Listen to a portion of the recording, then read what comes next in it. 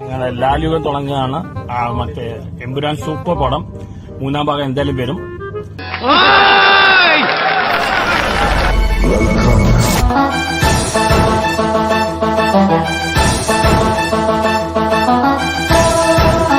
ഒരു 1000 കോടിയുടെ കളക്ഷൻ പ്രതീക്ഷിക്കാം.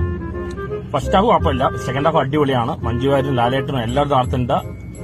ലാലേട്ടൻ ആറാടുകയാണ്.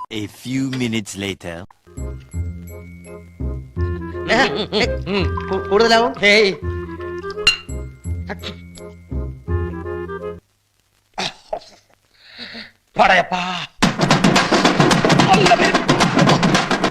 പരുത്ത പത്തി പരട്ട നായേ.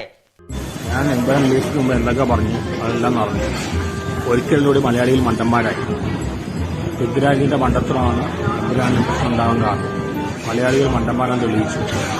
ഞാൻ എന്തൊക്കെ പറഞ്ഞു അതെല്ലാം അതേപോലെ നടന്നു. എടാ എൽദോ, ഒരുമാതിരി മറ്റേടത്തെ വർത്താനം പറയില്ലേ? നീ എവിടെയെങ്കിലും ഉറച്ചു നിൽക്കടാ നായിന്റെ മോനെ. ഇവിടെ മോല് കണ്ടോ, ഇതാ ഹൈലൈറ്റ്. സിനിമയിലുള്ള പെയറിംഗ് ആണ് ലാലേട്ടനും മഞ്ജു വാര്യരും.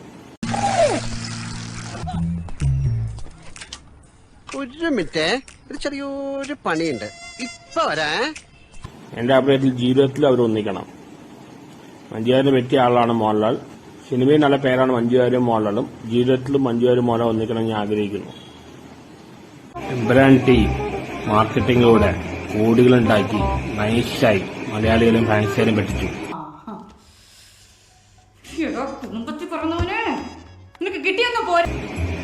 നിങ്ങളെല്ലാവരും മണ്ടന്മാരെ നിന്നു കൊടുത്തു. നിങ്ങളെല്ലാം മണ്ടന്മാരെ നിന്നു കൊടുത്തു.